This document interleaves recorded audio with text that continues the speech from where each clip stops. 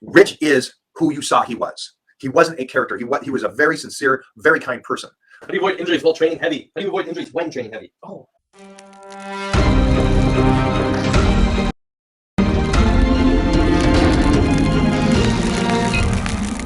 That's a tough thing. I can tell you is this: when I talk to people, I let myself off the hook by saying, "Look, I'm not the smartest guy in the room, and I'm not pretending I know everything about the human body or how to get you to where you need to go. What I do know is something you alluded to earlier, Mike, about nutrition, and then you said, but mindset. I'm a big mindset guy, and I can help people undo pre-programmed beliefs that have them thinking that something is not possible, specifically as it relates to their physique goals. Everyone has the ability to improve. What the manifestation on the other end is, how they look aesthetically, is a completely different story. And I can't change that. But what I can change is the belief, it's the process, it's the boundaries that we create around it, it's the sustainability part of it. It's really understanding that regardless of your human condition, it's possible to change it today. And whatever's going to happen will be determined by how long you're willing to commit to a process. There we go. Man, Clarky, thanks for doing this today. I know that we got into that discussion about rep range, and just to answer the question about what we believe in rep range, guys, we'll go deeper into that solely position at a later time. But I think you guys just got a incredible cup emptying moment, where you're going to start with a clean slate. We're all going to do our check-ins this weekend. We're going to start this next process of just staying focused for the week. And let's see what kind of benefit we can get from this week of training and pushing ourselves a little harder. It's plain and simple. Hey, you should get on my Zoom call tomorrow, Mike. I've got, the movie The Rookie? The Rookie was the police officer? Dennis Quaid. Baseball, yeah. The guy that came in late in life. He was a school teacher and a coach, a baseball coach. And from what I understand, the true story. Yep. And he did not... or he tried out for the majors again after this time, and he was a 30-year-old rookie. Is that correct? Yes, or even older. I don't know his exact age, but he's speaking on my Zoom call tomorrow. So we're going to hear the story. We're going to hear it from the actual person tomorrow on my Zoom call. So I will be there. Can you let us all know this time of the Zoom call? It happens at 7 a.m. Pacific Standard Time every Saturday. I do. Somebody is not part of your crew. How would they be able to watch the Zoom call? I'll send you a link for your crew, because your crew and my crew are crews, and which, by the way, your crew, the immediate crew, Sergio and Jeff there, missed my guy that I flew in from North Carolina to do a brainstorm session with. I wanted to, do a little West Side Story dance-off fight in Gold's Gym, but nobody showed up. So I was by myself out there. They don't know about this. Walk out. I followed him on social media today. Nice kid. Yeah, a little Mark Wahlberg looking guy. He was a state champion wrestler, so I wanted to get him and Jeffy to just go for it. Jeff will sit on him. 120 pounds is still 120 pounds. Exactly. Thank you for sending us the link, guys. I'll Titan Crew members, I will put that link up over there in the Titan Crew, so you guys could watch this. I think this is a great thing because it shows, and from the little I know of the true story of this gentleman. He was a school teacher that obviously played baseball at one time, but had been away from it for quite a while, and was a coach and tried out again. And he actually made it into the majors in baseball as a pitcher, not a player, but this guy was a pitcher. So it's pretty impressive. So much so that Dennis Quaid played him in Hollywood in a big time movie. Yep. So we'll find out how much Hollywood embellishes on these true stories turned into Hollywood films. So I'm really anxious to ask that question to him tomorrow. I wouldn't mind Dennis Quaid playing me. I know. Jeez Louise. I'll play you someday in a movie. There you go. I like that. You're playing Tom Cruise, man. That's who you're playing. All right, Playboy. Have a good day today. Yeah. All right, gentlemen. Put your pants on. Swaggio. I'm naked underneath. I know you are. Man, gold. Clark Bartram, gold every time that man is on. Absolute phenomenon. And again, we met because we competed against each other back for Mr. California back in the late 80s. He did not like me at first. And now he's my Clark guy. No, because I walked in backstage. I walked down to the exit. I always pumped up away from the backstage area. Yeah. And so I went back and went down into the stairwell of the exit, so nobody could see me. I always did that. Yeah. Didn't matter when Mr. California or Mr. Universe, all those shows, I'd find a spot that nobody would use, and I didn't need any spaces and stuff. And I always liked the stairwells because nobody looks down there. Also, I could put my feet up to do push-ups in an angle, some dips, and the main thing is just be alone. And Clark was competing for Mr. California, and so was I. But I came in, did that. He didn't like how I warmed up and did that, and I won the show. And he was pissed, and became best friends after that. So that's how me and Clark met. Most of the guys I know is because of CT Fletcher, same thing. Yeah, CT's. You guys can go see the video about CT talking about when I was coming out for the Mr. California in powerlifting, and his famous statement was blank Mike O'Hearn. And then I came in and I won best lifter, and he said, Right. "Damn, that boy can come in, outlift you, and take your girl." So, Right. Friends.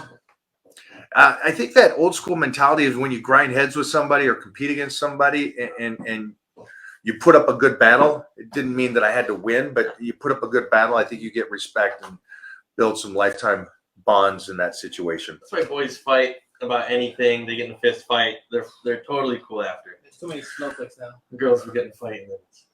This caddy. Done for life. Yeah. Done for life. Guys, I'm excited about this check-in this week because this, I think, is the third check-in. And I think a lot of you are on point.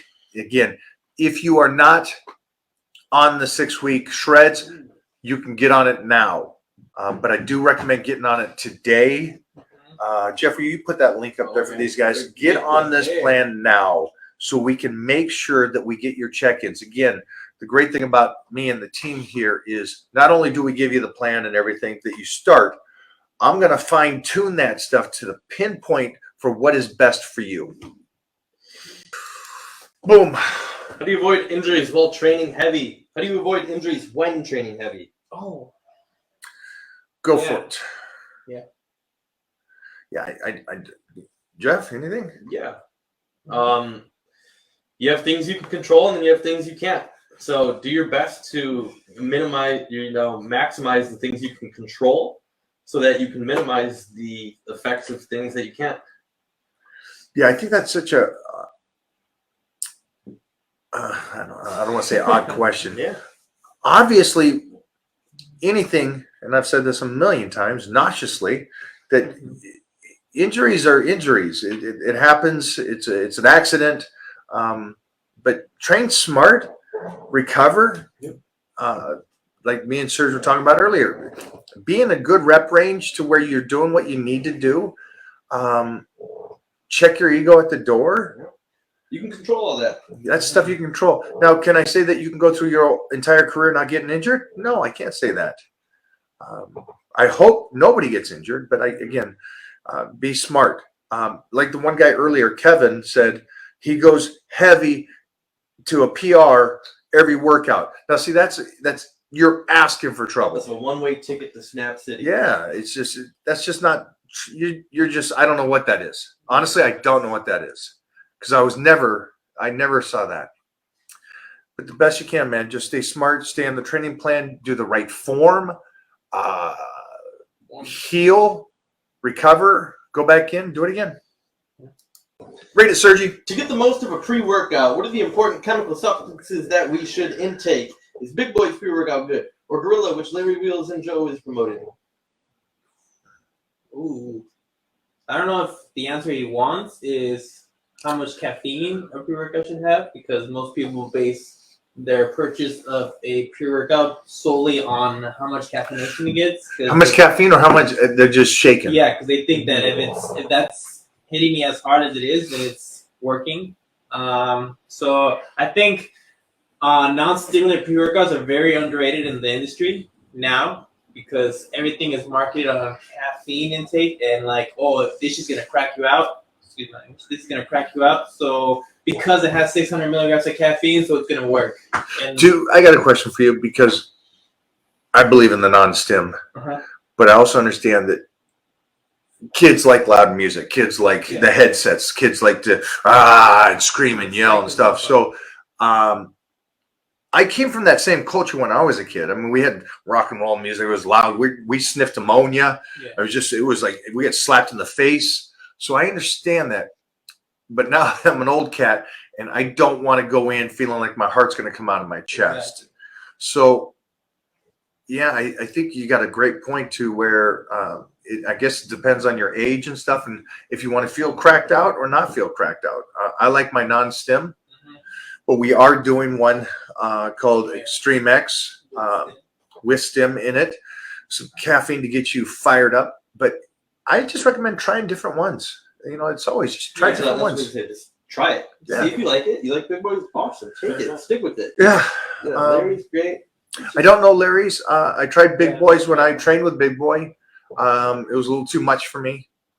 Got me a little outside. You know what? It got me outside of my game. You know, it's like when you guys understand, like when you're in a fight and you're done with a fight and you're just sitting there afterwards and you're like, oh, so it's that moment. Just too much for me. You have a lot of knowledge in your head that you're not withholding. It just hasn't come up in conversation. I think today, like there was two discussions that I just didn't even think about. The spotting of a powerlifting and bodybuilding in the mix of those two, and somebody trying to do a set that's bodybuilding, but with a powerlifting mentality of what the exercise is for. So I never even thought about that in that aspect. So yeah, I see. So it's good to just clear some of the noise that's out there on social media. And there's a lot of it. And again, hopefully you guys understand when we were talking about social media today and the guys out there. I think those kids are it's an incredible thing. So when I grew up, we called it getting on tape, putting yourself on tape, get in front of the camera, put yourself on tape, and that way you get comfortable with being on camera. And so when you go for an audition, you're not freaked out. And really, when it comes down to acting, at the end of the day, they'll finally tell you at the end of that tunnel that it's just being comfortable on camera and being able to talk and communicate. And I think the great thing about social media and the phones today is these kids, by such early ages, are doing their selfies and they're talking and they're very comfortable in the way they speak and how they portray themselves, portray themselves. And so I think it's a great thing. I just think also they're becoming salesmen on a phony aspect. It's like, we've seen this. Now, see, you've been in Venice for a while. And so for you guys out there, you don't know this, but there's guys that, I always said this about Rich. Rich is who you saw he was. He wasn't a character. He was a very sincere, very kind person. When we were trained together at Gold's at 4 a.m, first thing he would do before saying hi to me, he'd get down on the floor with Stryker, play around with Stryker. You know, that's who he was. And then you guys saw that and you picked up on the honesty of that, but he was an older guy. But these kids today, I think, are trying to portray what's cool. Hey, this is my character. This is who I am. I'm going to play the cowboy in this movie. So that's who, but that's in the same sense as what I'm saying on social media. We've seen this. Now you've seen this. You've been at Gold's long enough to see, okay, these guys are playing who they are, and this is who they really are. Lucky thing for me, again, I couldn't fake this. I've been in the magazines and on TV since the late 80s. So who I am is who I am. It's before the flat screen. Before flat screens, before social media, before Photoshop, some covers. So we've been doing this for a while. But you got, I'm teaching all this stuff to these guys, and they're picking up on it. And so We got a good team here for you guys. I'm excited about check-ins again. It's going to go Saturday and Sunday. It will end again 8 o'clock Monday morning. All right.